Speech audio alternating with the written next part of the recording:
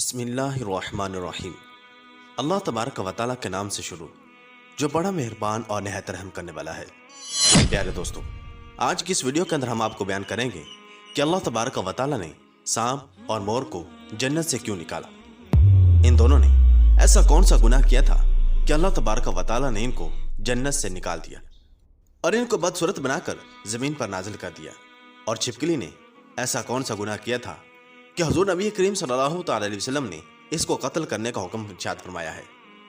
ناظرین محترم، سانپ اور مور جنت سے آئے ہوئے جانور ہیں۔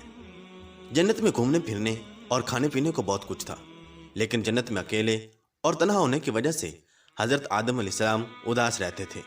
تو اللہ تبارک و تعالیٰ نے حضرت آدم علیہ السلام کی بائیں پسلی سے بیوی حوا سلام اللہ علیہا کو پیدا کیا، اور یوں حضرت آدم علیہ السلام بیوی حوا سلام اللہ علیہا کا ساتھ پا کر خوش ہو گئے اور وہ دونوں جنت میں خوش رہنے لگے۔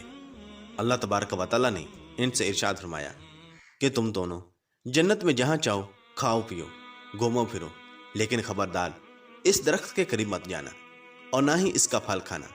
اگر تم نے ایسا کیا تو تم ظالموں میں سے ہو جاؤ گے۔ سانپ اور مور بھی اس وقت جنت میں رہتے تھے اور وہ دونوں جنت سے باہر آیا جایا کرتے تھے۔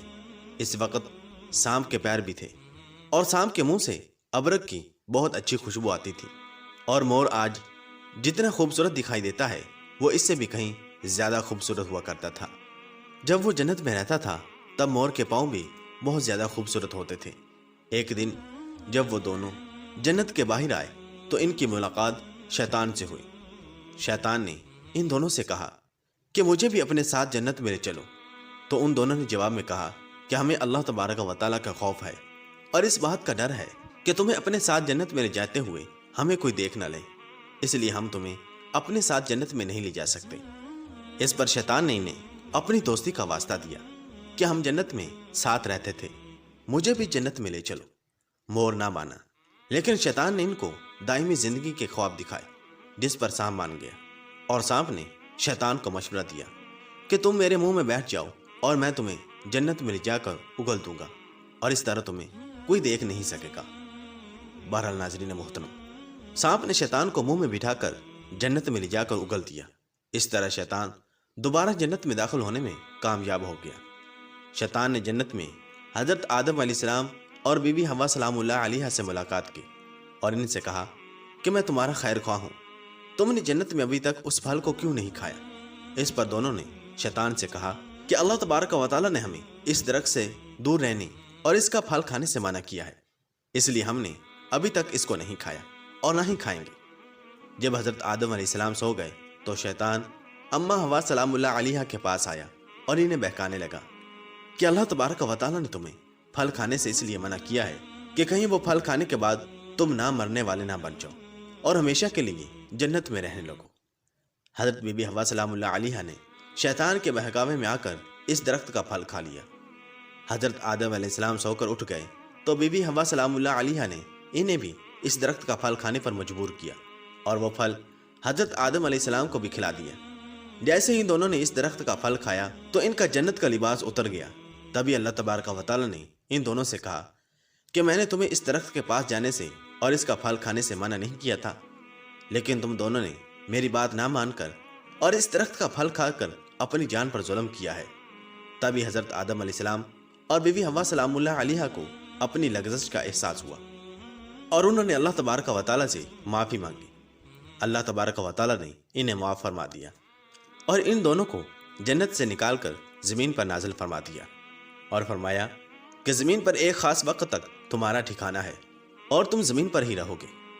اللہ تبارک و تعالیٰ نے شیطان کو جنت میں لے کر آنے پر مور کی خوبصورتی چھین لی، اور جن پیروں سے وہ شیطان کو جنت میں لے کر آیا تھا انہیں بدصورت بنا دیا، اور جس سانپ نے مور کو شیطان کی مدد کا مشورہ دیا تھا، اللہ تبارک و تعالیٰ نے اس کے منہ سے ابرک کی خوشبو چھین کر سانپ کے منہ میں زہر بھر دیا، اور سانپ کی ٹانگیں چھین کر مور اور سانپ کو جنت کی اس خوبصورت جگہ سے ہمیشہ ہمیشہ کے لیے نکال دیا۔ بحوالہ تحف العقول۔ پیارے دوستو، اور چھپکلی ایک رینگنے والا جانور ہے جو ہمارے گھروں میں عموماً پایا جاتا ہے۔ چھپکلی کی کچھ اقسام تو بالکل زہریلی نہیں ہوتی، لیکن بعض ایسی زہریلی ہوتی ہیں کہ اگر وہ کسی انسان کو اپنی زبان لگا دیں तो इंसान मर सकता है। छिपकली एक ऐसा जानदार है कि जिसको देखकर हर इंसान ही कराहत महसूस करता है। खासकर घर की खवातीन के लिए तो छिपकली वाले कमरे में सोना भी महाल हो जाता है। नाज़रीन मोहतरम, तज़किरतुल औलिया में है कि एक शख्स हज़रत मौला अली रज़ियल्लाहु तआला अन्हु के पास आया और अर्ज़ करने लगा कि छिपकली को मारना जायज़ है या नहीं। तो हज़रत अली रज़ियल्लाहु तआला अन्हु ने इरशाद फरमाया कि नबी करीम सल्लल्लाहु अलैहि वसल्लम ने इरशाद फरमाया कि छिपकलियों को मारा करो। छिपकलियों के मारने का हुक्म दिया क्योंकि यह हज़रत इब्राहीम अलैहिस्सलाम की आग पर फूंकें मारती थी। बाहवाला बुखारी शरीफ हदीस नंबर 3359। प्यारे दोस्तों, छिपकली वाहिद खलकत है।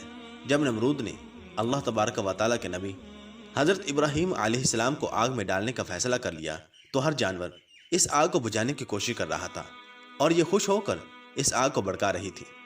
तभी से अल्लाह तबारक व तआला ने इस पर लानत भेज दी और इसी वजह से इसको मारना या अपने घर से भगाना गुनाह नहीं है।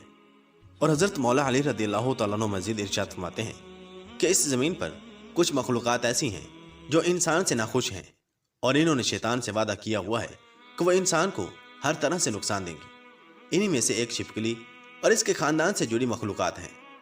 हज़रत आदम अलैहिस्सलाम की खलकत से लाखों साल पहले इस ज़मीन पर छिपकली का ख़ानदान कसीर तादाद में बसता था और वो दिन ब दिन बहुत ज़्यादा बड़ा होने लगा और यहाँ तक कि ज़मीन को दोज़ख की मिसल बना दिया। उन्होंने ज़मीन पर इतना जुल्म किया कि अल्लाह तबारक व तआला ने ज़मीन पर अज़ाब नाज़िल कर दिया और इस नस्ल को ख़त्म कर दिया। सिवाय कुछ के सिर्फ वो बचे जो बहुत छोटे थे। वो ज़मीनों और गारों